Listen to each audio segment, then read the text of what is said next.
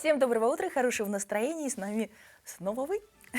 Наши любимые зрители и подписчики нашего телеграм-канала. Сегодня четверг, а значит большинство нужных и полезных дел уже сделано, но до конца недели осталось время что-то осуществить. Успеть самые реализовать последние свои проекты, какие-то креативные идеи, может быть, сделать все, что задумано.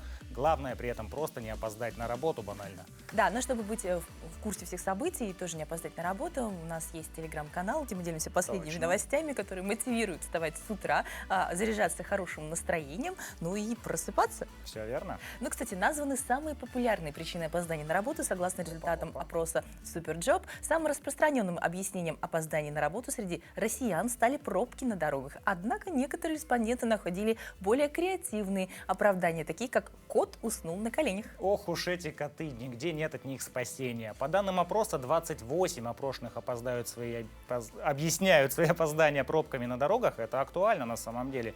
Честно признаются в том, что проспали 13% респондентов, а каждый 10-й работодатель чаще всего слышит от непунктуальных сотрудников истории о проблемах с общественным транспортом, изменившееся расписание, задержавшийся или сломавшийся автобус, а также его неприбытие, что тоже достаточно актуально даже для нас. Еще 6% сотрудников отделов кадров сообщили, что самым популярным оправданием у них в офисе стали проблемы с будильниками. А 5% опрошенных опаздывают из-за проблем в семье и с детьми. Другие причины опозданий включают дорожно-транспортные происшествия, плохое самочувствие, сломавшийся автомобиль и плохую погоду.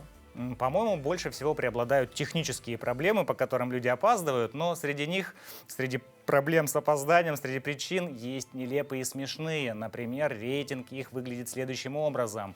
Это может быть банально «забыл, куда иду». Правда, что зачем идти что на работу? устроился на работу, да. Человеческая память, она ведь не идеальна, несовершенна. Засмотрелся на рассвет, вот это уже что-то стоящее. Испугался вставать. Это прям какая-то вставофобия. И вот есть замечательная причина. Кони перегородили дорогу. Пришлось уводить их в безопасное место. Кони, Кони у нас это актуально. Вот мне интересно, вот у нас, да. где нашли их, например, там в столице, в Москве. Гуси, например. Да. Кошки все еще в рейтинге причин. Кошка любимая катилась, принимала роды. Это одна из причин на самом деле. И довольно популярная. Не в то такси сел. Это, я думаю, происходило с каждым из нас. Там главное вовремя договориться с водителем, чтобы тебя увезли куда нужно. А прямо сейчас постараемся помочь вам избежать опозданий на работу сегодня, по крайней мере, из-за погоды. Итак, прогноз на сегодня. В центральных районах минус 29, минус 13, в заречной группе 25-12 градусов холода, в южных минус 22, минус 11, в Вилюйской группе 31-14 ниже 0, в Нижнеленских минус 26, минус 19, в западных 24-13 градусов мороза, в Колымо-Интегирской группе улусов 32-7 со знаком минус, в Янских минус 34, минус 19, на северо-западе минус 37, минус 20 градусов.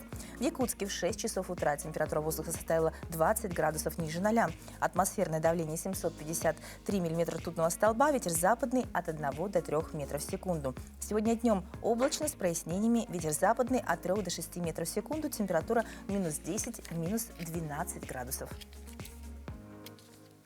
Замечательная погода, я бы сказал, по меркам Якутска летняя уже наступила. До лета все-таки далековато, но настоящая весна точно наступила. А чтобы вы точно не опоздали на работу и были в курсе всех событий, или, по крайней мере, могли придумать очень интересную причину, вас взбодрят наши новости.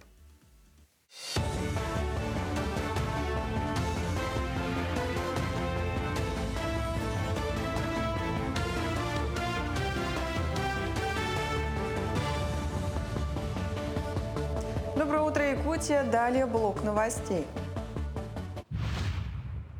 Черноморская инициатива начнет действовать после снятия санкций. Для этого необходимо отменить санкции против российских финансовых учреждений, участвующих в торговле продуктами питания. Как сообщается на сайте Кремля, прекращение огня по энергетическим объектам России и Украины будет действовать в течение 30 дней, начиная с 18 марта. Это один из основных итогов встречи американской и российской делегации в Риаде.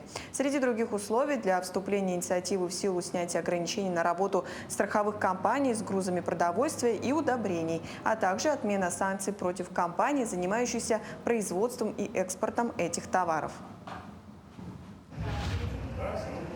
Наш регион – лидер Дальнего Востока по приему заявок для участия в кадровой программе «Якутия – земля героев». Об этом заявил член общественного совета проекта, главный врач Якутской республиканской офтальмологической больницы Иван Луцкан. Он сравнил другие дальневосточные регионы, где количество заявок колеблется от 200 до 300, и Якутию с ее 538 обращениями. Он также отметил, что управленческие навыки, которые бойцы применяют на передовой, могут быть теми самыми необходимыми качествами квалифицированных управленцев, в которых сегодня нуждается республика.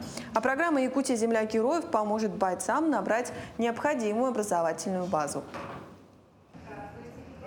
Конечно, уверен, что эта программа позволит повысить качество управленческого резерва, несмотря на то, что из 500 с небольшим участников будет для очной части отобрано всего 25, а 25 будут зачислены в резерв. Никто в любом случае забыт не будет, потому что у участников появляется возможность пройти иные учебные программы и повысить свои знания и навыки. Кадровый центр республики в эти дни активно работает в Вилюйской группе улусов. В Сундаре прошла открытая дискуссия с участием глав поселений и руководителей предприятий. Основными темпами обсуждения стали новая интернет-платформа «Работа в России» и проект «Работающая Якутия. Кадры», направленный на создание механизма социального взаимодействия для кадрового обеспечения экономики региона. Участники встречи активно включились в открытый диалог, поднимая вопросы создания рабочих мест, в том числе для участников СВО и людей с ограниченными возможностями здоровья. В ходе мероприятия сельскохозяйственное предприятие «Илтосхол» и промышленное предприятие «Сунтарциолит» подписали соглашение о сотрудничестве с кадровым центром. Конечно же, вопросы трудоустройства участников специальной военной операции, потому что ребята на сегодняшний день возвращаются, и мы должны быть готовы, чтобы предоставить им возможность трудоустроиться на комфортные для них места, оснастить рабочие места. Для этого у нас в нацпроекте «Кадры» есть уже мероприятия по оснащению рабочих мест для инвалидов первой и второй группы, включая участников специальной военной операции. В Якутии увеличилась доля пациентов, получающих бесплатно ингибиторы натрий-глюкозного контртранспортера второго типа для лечения сахарного диабета второго типа. В 2024 году этот показатель вырос до 13,1% по сравнению с 7,2% в 2023 году. На диспансерном учете в регионе состоят 31 тысяча пациентов с сахарным диабетом первого и второго типа, из которых 3966 человек имеют инвалидность.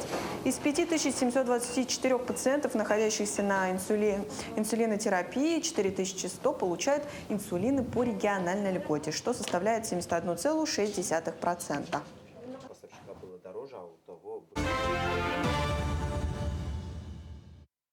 С 2022 года в городе Якутске ежегодно организуются 4-е открытые межрегиональные юношеские чтения имени Сергея Павловича Королева.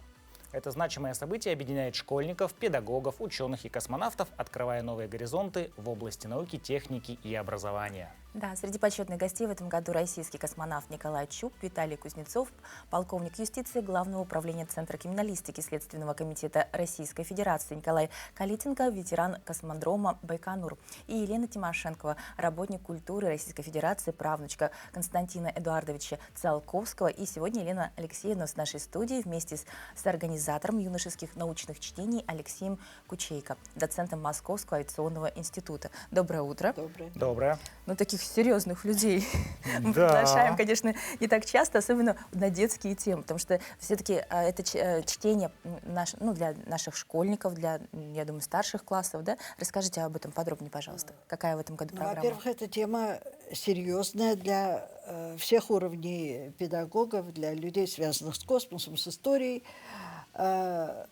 Чтение 4-й год в вашем городе потрясающем. Вот я, например, первый раз, поэтому я 2 дня вот только из окна машины вижу, и я в восторге. Вот. А дети, у нас набирают творческие дети.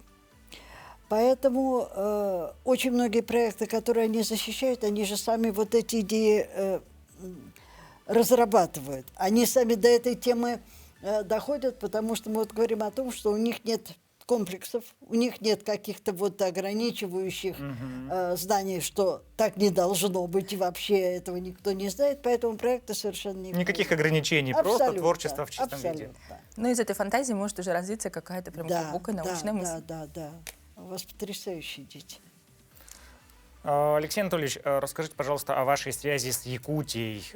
Вот мы знаем, что вы занимаетесь очень много лет уже развитием аэрокосмического образования именно в Якутии. Как Якутия, вот аэрокосмическая тематика и вы связаны воедино?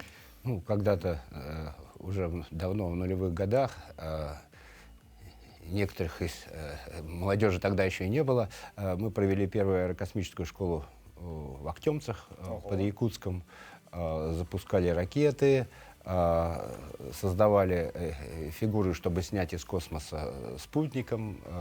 Ну, в общем, было интересно. И, прежде всего, проектный метод использовали. Затем с 2015 года начались вот городские летние аэрокосмические школы «Арктика» и «Космос». Они до сих пор проводятся. И в 2024 году вот наша школа «Арктика и Космос» стала призером всероссийского конкурса, выиграв там среди нескольких сотен участников, номинантов. И вот наконец, четвертые открытые королевские чтения. Это такой вот, ну что ли, праздник, парад, конкурс творческих и проектных работ. Более 1000 работ сейчас участвовало, 9 секций. Значит, особенностью, наверное, можно тут сказать, что является особенностью, в отличие от многих других мероприятий там, в других краях, это то, что Министерство и ведомства республики поддерживают нас и дают темы для проектных работ. Например, Министерство промышленности, там министр Терещенко Максим Викторович, Министерство экологии, там заместитель министра Хон Джулустал Иванович, МЧС. В этом году Следственный комитет нас поддерживает. Ну, это прям прогресс, да, развитие. И вот на основе спутниковых снимков мы ищем, что всякие нарушения, изменения географические, нелегальные свалки, вырубки лесов, повреждения леса там, сибирским шелкопрядом. Вот дети все это делают, осваивают технологии космические своими руками. Сначала, сказать, проблему ставят, и потом ищут пути их решения и защищают свои работы, что в принципе, у самых лучших получается на уровне курсовой работы студента или даже там вот, дипломной работы студента. Замечательно. Не, ну тема-то потрясающая. Это актуальная тема, не полезная это борьба для с общества. правонарушениями путем исследования Да, космоса. Ну, собственно, потрясающе. поэтому Следственный комитет нас и поддерживает. Прекрасно, прекрасно. Елена Алексеевна, 2023 года реализуется тоже научный проект, да, образовательный. Первая космическая учена маршрут в Калугу к Циолковскому, да, «Строим будущее вместе». Вот что это за проект и как детки, происходит обмен опытом, получается, детки приезжают Вы с знаете, это ребятами? вообще, это была потрясающая идея, потому что детям давали возможность охватить вот главные пункты рождения космонавтики. Ну, естественно, откуда? С первого космического музея мира, то есть с дома музея Циолковского. С дома, где 30 лет прожил Циолковский, где появились самые выдающиеся труды по космонавтике. И вот дети якутские, начиная оттуда, мало того, что они проходят по маршруту, вот впитывают дух Циолковского, они защищают свои проекты. Также в этом доме у нас, правда, места мало, но все равно здорово. Все равно здорово. Вот сидит ребенок в доме, где родилась космонавтика, и защищает свой космический проект. Они волновались безумно. Они совсем маленькие, там 5-й, 6-й класс. Они нервничали, они немножко плакали. Но это было здорово. А потом, ну, у нас музей космонавтики знаменитый, а потом уже Москва, вот Алексей Анатольевич брал их под свое крыло, то есть Московский авиационный институт, мемориальный музей космонавтики, и дом Сергея Павловича Королева, и они проникались вот величием того, к чему они прикоснулись, скажем так. Ну, потрясающие возможности. Просто для дух детей, космонавтики там Мне витает кажется, везде. это развитие. Вот что дают чтения, мы примерно поняли. А по итогам вот чтений какие номинации, какие возможности у детей появляются, открываются пути для образования дальнейшего выбора профессии? Да, Алексей Анатольевич скажет. Ну, прежде всего, да, конечно, это профориентационный такой получается результат. Наше чтение поддерживает управление образованием уже много лет. И, наверное, со следующего года тут, так сказать, чтения войдут в перечень мероприятий республиканского, там дальше, может быть, и всероссийского, там посмотрим. И если, так сказать, республиканского значения в перечне, то тогда ребятам, победителям, лауреатам могут присваиваться баллы к дополнительной к ЕГЭ при выступлении, значит, в вузы республиканские. Ну, вот такой, так сказать, самый очевидный Перспектива, прекрасная перспектива. А вообще профориентация. Ребята выбирают профессию или идут, может быть, даже в другие профессии, но уже со знанием того, что может дать космос, космические технологии современные. Сегодня уже без этого не прожить. Спасибо большое. Прекрасная тема, обширная. Я даже не представляю, как нам уместить в наш эфир все, что вы знаете, и все, что вы делаете для наших детей. Приезжайте обязательно к нам еще с новыми впечатлениями и результатами. Всего доброго. Дети и педагоги. Что ж, Королевские чтения – это потрясающее ежегодное событие, настоящий праздник науки и культуры. Желаем всем участникам удачных выступлений, а прямо сейчас расскажем, чем знаменателен сегодняшний день.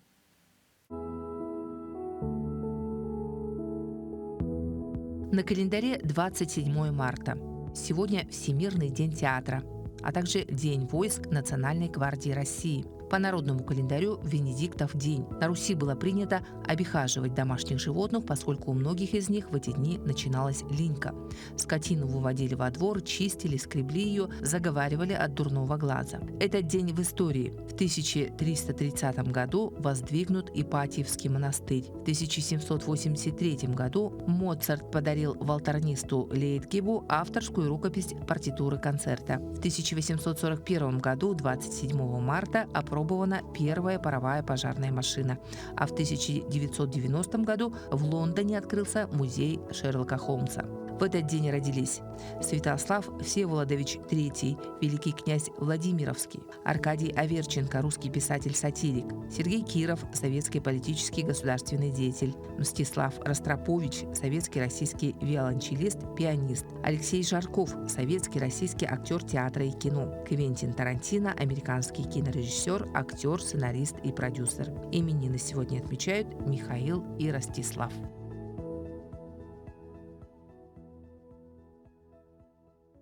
В такой сегодня интересный день, но мы продолжаем наш совместный проект с Национальным центром аудиовизуального наследия Республики Саха-Якутия под названием «Память народа», рассказывающим о войнах-якутянах и невероятных подвигах героев Великой Отечественной войны.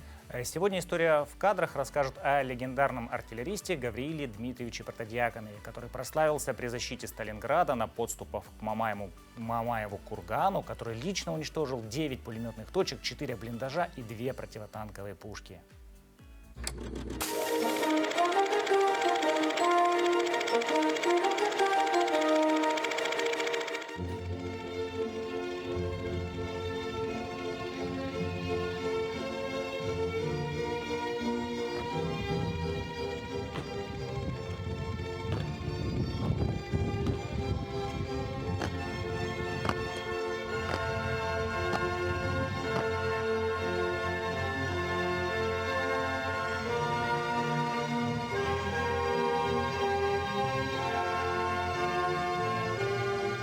Здравствуйте, меня зовут Ирина Григорьева, я ведущий археограф Национального центра аудиовизуального наследия народов Республики Саха-Якутия. Сегодня наша рубрика «История в кадрах» находится в Волгограде, в уникальном месте, в музее-заповеднике «Сталинградская битва». Сегодня мы расскажем о легендарном артиллеристе, старшем сержанте Гавриле Дмитриевиче Протодиаконове, образ которого запечатлен здесь, на панораме «Сталинградская битва». Гиды во время экскурсии туристам, рассказывая об обороне Сталинграда, обязательно вспоминают подвиг якутянина, сержанта артиллериста Гаврила Протодиаконова. Гаврил Дмитриевич родился 28 декабря 1910 года в Алагарском наследии Батурусского улуса. После окончания семилетки был назначен учителем Алагарской начальной школы. А после Якутского педагогического факультета продолжил учительскую работу в Сыланской и Алагарской школах, пока не был призван в ряды советской армии. Всю войну Гавриил Протодиаконов прошел артиллеристом, наводчиком 45-миллиметровой пушки, затем наводчиком и командиром орудия 76-миллиметровой пушки в составе знаменитой 62-й армии под командованием дважды Героя Советского Союза Василия Чуйкова. Боевой путь этой дивизии – легендарная оборона Сталинграда, победа советских войск под Сталинградом, бои у реки Северный Донец, форсирование Днепра, переправа через 11 рек, освобождение Польши и взятие Берлина. Здесь, под Сталинградом, на подступах к Мамаеву кургану шли ожесточенные бои. 3 из орудийного расчета Протодиаконова были убиты. Самого его ранило, но он продолжал вести огонь, подавляя огневые точки противника. В разгар боя Гавриил Протодиаконов один замаскировал свою пушку, в народе называемую 45-ку, на нейтральной полосе. Здесь якутянин Гавриил Протодиаконов, раненый, вступил в единоборство с противником и лично уничтожил 9 пулеметных точек, 4 блиндажа и 2 противотанковые пушки. Подвиг артиллериста был по достоинству оценен с командующим 62-й армией Василием Чуйковым, а именно с точки зрения военной тактики. После того, как Чуйков побеседовал с Гаврилом Протодиаконовым, был отдан приказ о применении его тактического новшества в войсках. Боевые заслуги Гаврила Протодиаконова были высоко оценены советским правительством. Его награды – орден Отечественной войны первой степени, 3 медали за отвагу, медали за оборону Сталинграда, за взятие Берлина и за взятие Варшавы. После войны Гавриил Протодиаконов работал учителем, директором, заведующим школой. Активно участвовал в общественной работе, был пропагандистом, агитатором, много сил отдавал патриотическому воспитанию молодежи. Имя Гавриила Протодиаконова носит его родная Алагарская школа. Вместе с супругой Прасковьей Алексеевной они воспитали 9 детей.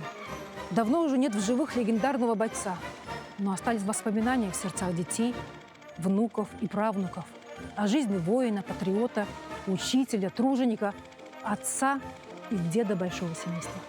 Это была рубрика «История в кадрах». Изучайте историю вместе с нами. Это интересно.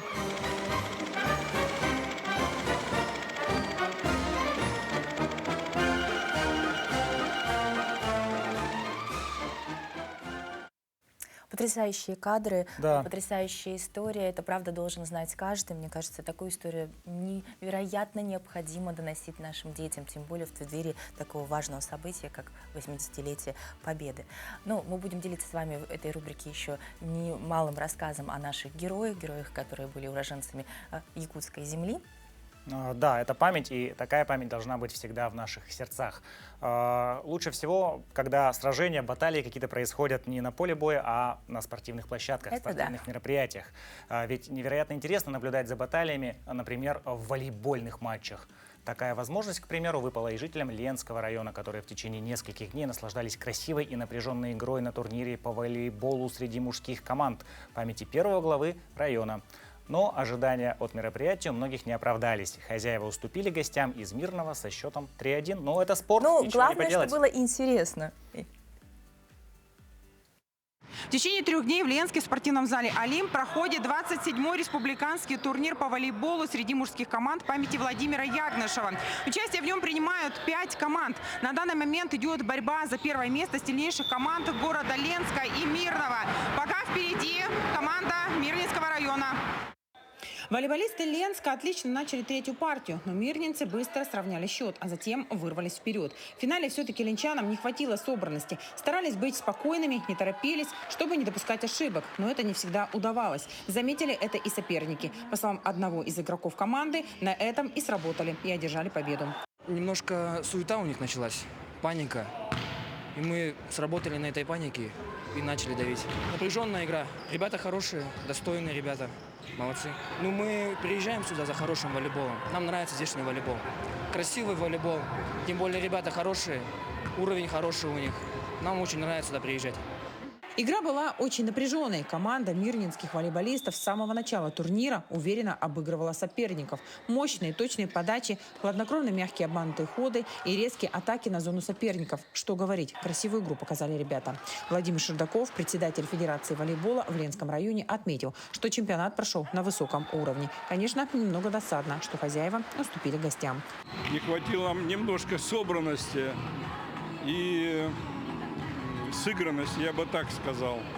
Видимо, все-таки давно наша команда вот в таком составе, именно в этом составе не играла. Значит, вот здесь мое мнение, что маленько не хватило сыгранности в компании, сорганизованности внутри самой нашей команды. Поддержка у команд была активная. Трибуны гудели, болельщики поддерживали волейболистов как могли. Мы с Мирного, конечно же, болеем за нашу команду. У нас все впереди. Конечно же, мы за Мирного! Наши ребята, команда Ленск, они вообще на протяжении всего времени, за сколько я слежу за ними, они показывают реально настоящий уровень волейбола на территории Ленска, района и вообще республики в целом. Я очень сильно болею за нашу команду. Сейчас они немножко, конечно, отстают, но я думаю, что у них все получится. Впервые в турнире принимала участие команда молодежи «Олимп». Ребята занимаются не так давно, но надежды подают большие. Они уже становятся бойцами в волейболе.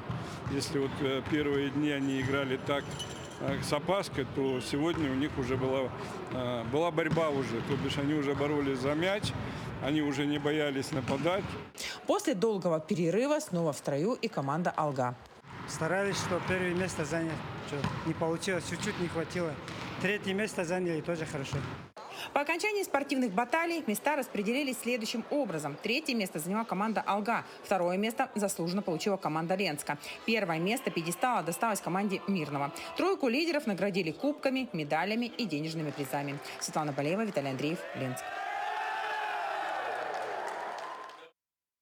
С начала специальной военной операции возросла потребность в услугах психологов, способных организовать процесс реабилитации военнослужащих и оказывать социально-психологическую поддержку их семьям. В Якутске 25 марта начались курсы повышения квалификации по психологической реабилитации участников специальной военной операции и их семей. Лектором выступает Виктория Голобородова, военный и кризисный психолог с богатым опытом оказания психологической помощи военнослужащим, кандидат педагогических наук. В Якутии Виктория по приглашению ресурсного центра социальной защиты «Победа» при Министерстве труда и социального развития республики. Сегодня Виктория у нас в гостях. Доброе утро. Доброе утро, Виктория. Расскажите, пожалуйста, в общих чертах, что включает в себя программа этих самых курсов? Ну, программу продумали, сделали так, чтобы после обучения психологи, ваши социальные работники могли работать плодотворно, не боясь, не волнуясь. Ввели такие вопросы, как кризисное консультирование, работа с боевой травмой, посттравматическое стрессовое расстройство, работа с семьями близких, работа с утратой. То есть вооружаем полностью знаниями, а дальше вперед. Ну, это сложно, мне кажется. Ну, звучит легко, но на самом деле это титанический труд вообще в целом. А вот с какими проблемами чаще всего сталкиваются сами военнослужащие? У нас есть, наверное, уже за этот опыт, за 3 с лишним года, понимание, что проблемы-то чаще всего одинаковые. Но и первое – это возвращение в мирную жизнь, потому что когда военный выполняет свою службу в боевых действиях, там все понятно. Где друг, где враг, кто прикроет спину. А когда он приходит сюда, он возвращается героем, а общество не всегда его встречает как героя. Я очень много езжу по России, и я вижу, как даже в аэропорту люди проходят как будто сквозь тех, кто в военной форме. Как будто это не наше. Вы сами по себе, а мы сами по себе. А еще и мы вас туда не посылали. Поэтому самое первое – это люди испытывают шок, возвращаясь с боевых действий. Так и называется – шок ветерана. Ибо общество пока еще не понимает, что делают наши бойцы и какой подвиг на самом деле совершают. Дальше идет адаптация к мирной жизни. Не все знают, что человек, попадая в боевые действия, ровно за 2 месяца полностью изменяется. У него становится военизированная психика. Он не спит никогда. Одно полушарие мозга спит, второе бодрствует. 2 месяца. А когда он возвращается, в идеальных условиях нужен год, чтобы он снова адаптировался к мирной жизни. Год. Значит, его не нужно трогать. Есть определенные правила поведения для близких, есть правила поведения для руководителей, для соцработников. И это серьезные вопросы. Ну и третье, конечно, это проблема семьи. Человек вернулся другой, а жена думает, что он должен быть прежний. А он не может, он в аду был, он другой. Конечно, алкоголизация, конечно, непонимание, конечно, эмпатия уже не такая. И мы обучаем семью снова узнавать друг друга. Снова укреплять отношения, снова любить. Какая работа ведется с семьями? То есть вот насколько сложно именно присутствовать жене, детям, родителям? Ну, если бы была бы моя воля, я бы, конечно, сделала обязательные консультации семей военнослужащих, потому что они должны знать, как правильно себя вести, чего нельзя делать. В доме после возвращения должна быть абсолютная тишина. Лесопилка на дому, которую часто включают жены, она должна быть отключена на долгое время. Нельзя просить, нельзя требовать, нельзя просить рассказывать о войне. Ты посидеешь, когда услышишь. Нельзя подходить сзади. Есть вещи, о которых мы рассказываем, показываем, и это очень важная работа, чтобы наш ветеран, наш боец, наш герой вернулся туда и понял: мы тебя ждали, мы тебя любим. Это тяжело, конечно, Это очень такое сложно, возвращение, мне кажется, в равной мере и для самого служащего, и для близких. А какие есть практически эффективные способы оказания помощи военнослужащим? Ну, работа с посттравматическим стрессовым расстройством, с боевой травмой. В принципе, у нас много хороших специалистов. Вопрос в другом, что пока еще нет централизованного, обучения даже нет централизованного. Поэтому, ну вот мы волонтеры, и таких волонтеров много. Вот мы свою собрали маленькую армию. Вот на сегодняшний день я посчитала, я удивилась сама и очень горжусь наградой, которая у меня есть. Это общественная награда как за военно-патриотическое воспитание среди наших участников СВО. На сегодняшний день я обучила 3000 наших психологов. Это армия. Это Мы много, готовы да. работать. Очень много. Вот, Ну, а но- как работать с общественным мнением? Вот с общественным мнением, мне кажется, здесь в первую очередь лежит нагрузка на средствах массовой информации. Это в первую очередь, потому что нужно действительно рассказывать, нужно показывать. Ну какие концерты, ну какие танцы, ну какие пляски, ну идет война, но так нельзя.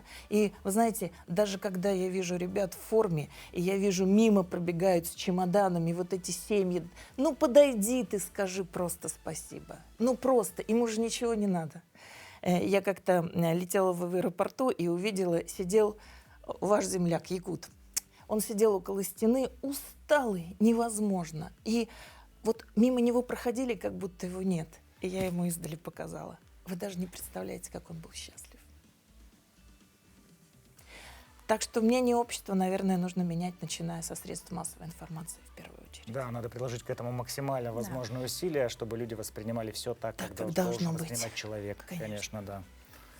Ну, какой совет вы дадите, ну, ветеранам, понятно, да, то есть адаптироваться к современной, к мирной, к спокойной жизни, и, наверное, к сожалению, пока немногим удастся, да, вот, а именно нам, ну, то есть обычным людям, понятно, сказать спасибо, обратить внимание, может быть, где-то найти способ помочь. Ну, способ помочь они нам еще помогут, вы понимаете, да, боевые ребята прошли все. Мне кажется, просто нужно, видя человека в форме, понимать, что благодаря тому, что ты сейчас живешь и даже не понял, что идет война, это вот он на своих плечах. Эти ребята вынесли весь этот груз. Поэтому нижайший поклон, благодарность им и семье. А семья тоже на боевом посту, а семья тоже воюет, и семья ждет. А женам и близким самая главная рекомендация – дайте время. Они адаптируются, просто дайте время. Спасибо большое Огромное за ваш спасибо. труд. Это очень полезная информация. Ну, это Я потрясающая думаю, работа, что это которую вы очень важно, проводите. да, Я думаю, что до сердца каждого сейчас достучались, и каждый внутри все равно пересмотрит свое отношение и к боевым действиям, ну и, конечно, к их участникам. И все у всех будет хорошо. Но мы тоже хотим сказать большое спасибо нашим ветеранам боевых действий, всем, кто сейчас на специальной военной операции, кто решился туда пойти, кто проходит подготовку, и, конечно, их семьям и женам, которые их поддерживают. Тем не менее, проблем и в повседневной обыденной жизни достаточно много. Например, все чаще и чаще мы сталкиваемся с детской невоспитанностью, да и со взрослой, по сути, тоже, к сожалению. Ну да, дети не умеют здороваться, громко кричат, в общественных местах грубят старшим, берут без спроса чужие вещи. И это только часть повсеместно наблюдаемого неэтичного поведения. Часто это происходит под умилением улыбки. Увы, мы решили спросить у самых маленьких, а какие правила поведения знают они, и было приятно услышать, что правила этикета нашей героини хорошо известны. Давайте повторим их вместе с вами. В музее нельзя бегать. Нельзя бегать? Что еще нельзя в музее? Громко говорить. А кто тебе об этом рассказал? Мама. Не мама? Но рассказали. Это здорово. Я сама узнала. Сама узнала? Молодец. Лесечка, скажи, пожалуйста, когда ты заходишь в какое-нибудь помещение, видишь взрослых, ты что делаешь? Говорю здравствуйте. Молодец. А если что ты просишь? Говорю пожалуйста. Ну, вообще умничка. А вот если я тебе дам конфетку, что ты скажешь? Дай, пожалуйста, конфетку. А потом скажешь? Спасибо. Молодец. Скажи, а вот если в автобусе едешь, а там бабушка стоит, что нужно сделать? А ты сидишь? Уступить место. Ну, вообще молодец, все правила знаешь. А если много-много-много людей где-нибудь и очень-очень тихо, например, в библиотеке, нужно как разговаривать? Тихо. Ну все, ты готова? Совсем взрослая? Дай 5, спасибо. Молодец. Вот так мы повторили основные правила. Дорогие родители, помните, что правила этикета существуют и для детей тоже. Но все зависит от того, соблюдаете ли вы их сами. То есть если вы ребенку объяснили, как Лизочки, то, в общем-то, вот таким небольшим диалогом вы можете узнать, насколько ребенок усвоил правила этикета. Ну а потом вместе их соблюдать. Вот это правило этикета для самых маленьких. Такие важные базовые вещи, которые нужно просто прививать ребенку с детства. И это прекрасно. Красота начинается с воспитания. Это здорово, когда об этом заботятся с детства, как мы уже сказали. Лизочка, участница этой рубрики, молодец, настоящая маленькая леди. Да, без сомнения. Но вот что мучает каждую прекрасную даму с утра, это вопрос, что одеть. Тебя помимо мучает, воспитания. да? Ну, меня он каждый день мучает еще и когда и в эфире. Он особенно актуален ввиду ограничений по цветам. Но весной порой кажется, что самая большая проблема даже не что одеть под верхнюю одежду, а какую верхнюю одежду выбрать, чтобы она была теплой, удобной, красивой. Ну, натуральный мех — это уже не признак роскоши. Современная мода взяла курс на этичность и сохранение окружающей среды. Люди все чаще выбирают искусственный мех. А многие известные бренды и модные дома полностью отказались от использования меха животных в своих коллекциях. К невероятной радости животных, собственно. Как это сделать, как одеться стильно и безопасно для животных, узнаем прямо сейчас. Доброе утро, дорогие друзья! Меня зовут Дарья Габышева, я персональный стилист, и это рубрика «Рекомендации от стилиста». Вы уже заметили, что очень сильно потеплело. Я думаю, у каждого закралась мысль в голове: а что дальше? Что же мне носить? Как же мне классно выглядеть? Как стилист, конечно, я рекомендую продолжать носить меховые изделия, потому что они невероятно актуальны. Ну а как же найти оптимальное решение меховых изделий и при этом сэкономить? Сегодня об этом мы как раз с вами поговорим, потому что есть отличное решение. Это эко-шубы, которые имитируют наш с вами любимый мех, но при этом выглядят также красиво, дорого и стильно. Именно светлый оттенок всегда здорово подсвечивает лицо, добавляет молодости и свежести на каждый день. Не забываем, что мы с вами носим верхнюю одежду 80% всей своей жизни. Представляете? Поэтому именно шуб в гардеробе должно быть много для того, чтобы они не успевали вам надоесть. Конечно, после теплой куртки и огромных объемных теплых штанов хочется красоты. И, конечно, именно в такой шубе можно чувствовать себя как в настоящем зимнем платье и быть самой красивой.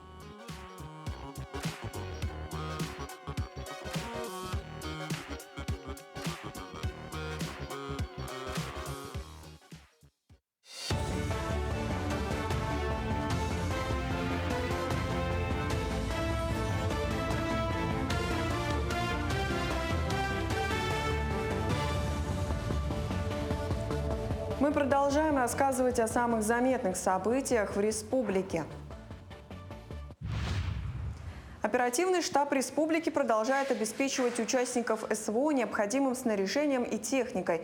По заключенным контрактам в опорные пункты уже поставлены беспилотные летательные аппараты, тепловизионные прицелы, запасные части, авторезина для ЭКТ «Сокол», антидронные ружья, а также аптечки. Отметим, с начала года в зону СВО было отправлено 65 единиц различной техники и 14 тонн гуманитарной помощи, включая адресные посылки. И на этой неделе будут направлены 6 транспортных средств с гуманитарными грузами, переданными в том числе и предприятиями, организациями нашей республики для передачи воинским формированиям. А также, кроме того, активная помощь оказывается бойцам органами местного самоуправления, то есть и администрациями и районов, и городов. «Магнит» продолжает осваивать Дальний Восток. Якутия станет следующим регионом, где появится популярная торговая сеть. Открытие первых магазинов запланировано на 2026 год. Согласно соглашению, подписанному правительством республики и компанией «Тандер Магнит», в планах компании также реализация благотворительных программ для поддержки жителей Якутии. В Центре цифрового образования детей «Айтикуб» в Нижнем Бестяхе прошел региональный отборочный национальный чемпионат по робототехнике «Сахалин 6.0» для заречных улусов, Лига открытий и Лига знаний. Участие приняли 48 детей из 7 команд. В течение сезона дети узнавали о растениеводстве, способах сбора, транспортировки и хранения урожая. В отборочном туре все команды защитили свои проекты, постеры и модели сезона «Богатый урожай». По итогам чемпионата выбраны лучшие команды, победители и призеры по отдельным номинациям. Я увидела много детей, я видела, что они правильно и неправильно делали. Мы все делали правильно, кроме одного механизма. Я делала механизм со Сташей. Один механизм у нас не получился только один. А дальше все получили. А самый последний был сложный, мы не понимали, но мы сделали. Якутскому центру военно-спортивной подготовки и патриотического воспитания воинов исполнился год. Знаменательное событие специалисты центра отмечают, не отрываясь от выполнения своих задач. В эти дни в Якутске проходит муниципальный этап игры «Зорница», где наставники проекта не только ведут подготовку курсантов для участия в конкурсе, но и выступают в качестве экспертов. В целом за этот год филиал обучил 1897 курсантов и провел 127 мероприятий для школьников. При этом самые популярные образовательные программы центра оказались основой начальной военной подготовки.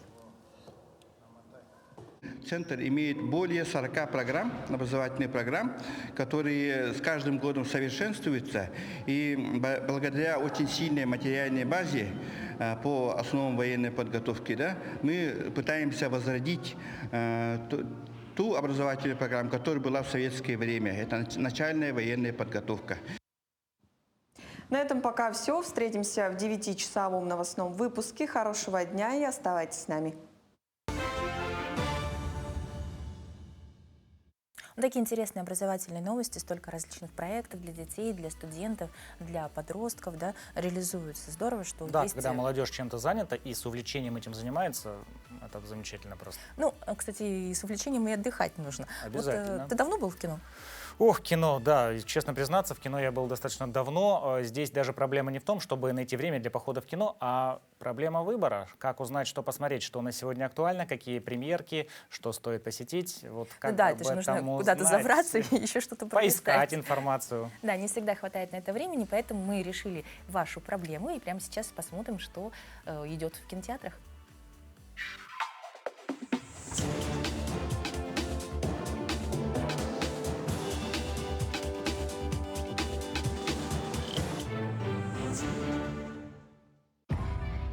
Так, парни, денек будет тяжелый. Давайте закончим его, не потеряв ни одного пальца. Смотрите в кинотеатре «Центральный» с этого четверга. Я ушел из королевских морпехов. Многие поставили на мне крест. Вы дали мне работу. Остросюжетный триллер о бывшем секретном агенте, который оказывается в эпицентре масштабного заговора. Режиссер экшн-боевика Дэвид Эйр, создатель проектов «Пчеловод», «Яркость», «Отряд самоубийцы» и «Грязная дюжина». Сценарий написан по мотивам книги из серии «Левен Кейт» Чака Диксона с самим Сильвестром Сталлоне. А в главной роли Джейсон Стейтем. Заявление и тишина. Прошу, найди нашу дочь. В «Мастере» будет все то, чего обычно ждешь от фильма с этим актером, а именно большое количество эффектных и зрелищных схваток с огнестрелом и взрывами. Но самое главное — невероятная опасность, которую главный герой обязательно преодолеет. Ты работяга. Все из-за какой-то девчонки? Я не остановлюсь, пока не верну ее домой.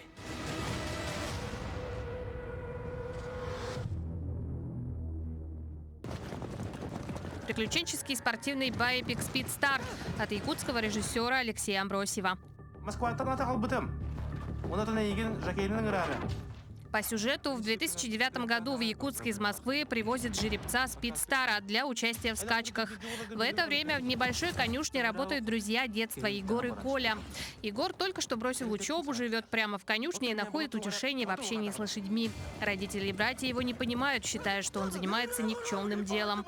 Амбициозный и честолюбивый Коля считает, что в скачках все зависит от скорости и резвости лошади, не считая нужным находить с ними общий язык. Егор же, наоборот, всегда общается с лошадьми и видит в них красоту природы. Вскоре он знакомится с Мариной, новым инструктором по верховой езде для детей. Между ними возникает симпатия. Когда Егор наконец получает шанс осуществить мечту стать чемпионом, то для этого ему предстоит преодолеть испытания на прочность и верность себе. На главных скачках Егору предстоит не просто победить соперника, но и доказать самому себе и близким, что нашел свое истинное призвание.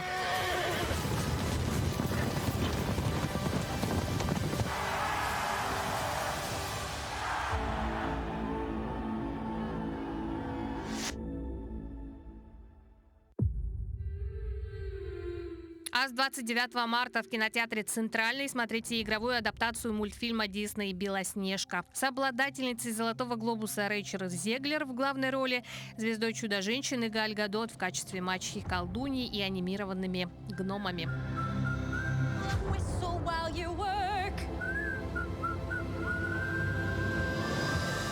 Ремейк «Белоснежки» поставил режиссер Марк Уэбб, известный по мелодраме «500 дней лета» и по новому «Человеку-пауку» с Эндрю Гарфилдом. На этой неделе фильм вышел в мировой прокат. Напомним, оригинальная «Белоснежка и 7 гномов» вышла на большие экраны в далеком 1937 году. Будучи первым полнометражным мультфильмом в истории американского кино, она по сей день считается и одним из главных достижений студии Дисней.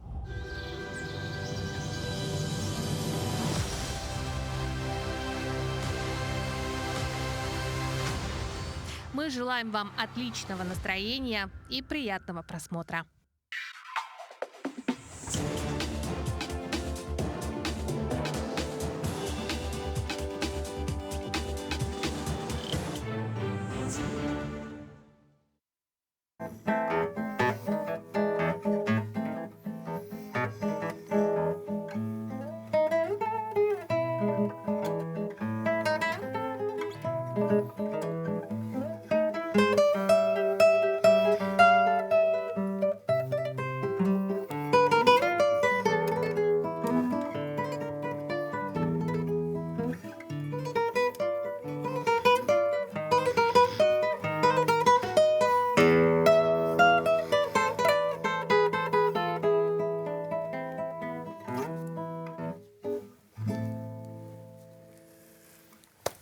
Это да. Доброе утро. Доброе утро. Хорошо, когда утро начинается с живой музыки, это просто бесподобно, я считаю. Да, и сегодня у нас в гостях, получается, жюри конкурса для проведения соло-концерта «Мировой мэтр» Равшан Мамедгулиев. Доброе утро еще раз. Теперь зрители знают, кто их разбудил. Более 270 заявок сегодня из России, Сербии, Кыргызстана и Китая поступил на второй международный, получается, всероссийский конкурс «Созвездие Арктики-2025», посвященный 80-летию Победы в Великой Отечественной войне. Вы, получается, именно возглавляете, да, жюри? Да. Вот насколько насыщенные дни, да, как у члена жюри, как у председателя. Дни очень насыщенные, мы уже слушали, получается, 2 дня, и это были прям с утра до вечера прослушивания, мастер-классы, общение с педагогами и участниками. И как в целом впечатления от наших дарованиях, о талантах Якутии? В первую очередь поражает количество, поражает, насколько открытые, насколько такие голодные до информации люди. Так что очень хорошие, приятные впечатления. Здорово. Ну, это потрясающе вообще, что так получилось, что у них есть возможность узнать у вас ваш опыт, да, поделиться вообще ощущениями, что они, декламируют свои выступления. Да, к настоящему искусству, к мировому. А если вспомнить ваше музыкальное начало, вот что вы отметили особенно? Ну, мое знакомство вообще с музыкой, с гитарой началось в 11 лет, относительно это поздно. И, конечно, это была такая, можно сказать, случайность. В общеобразовательной школе я пошел в кружок бардовской песни, и потом это переросло в более профессиональную деятельность, когда я поступил в музыкальную школу, и, скажем так, произошла очень важная судьбоносная встреча со своим педагогом Алексеем Алексеевичем Петропавловским, ныне профессором Нижегородской консерватории, который, собственно говоря, повлиял на всю мою дальнейшую творческую судьбу. А почему именно гитара? Да, было ли первым инструментом? Ой, вашим, гитара или это даже было больше не мое увлечение, а увлечение, наверное, вот моего одноклассника, друга. И так что сложно сказать, почему. То есть, можно сказать, гитара выбрала меня, а не я Просто гитару. так получилось, да. Не всегда мы выбираем инструмент, иногда инструмент выбирает нас. По конкурсу. Да. Конкурс называется «Созвездие Арктики». Какими произведениями, каким стилем, какими эмоциями можно выразить вот именно суровость, красоту арктического края, вот эту вот всю атмосферу? Ой, сложно сказать, мне кажется. Как бы вы выразили именно вот Арктику, да?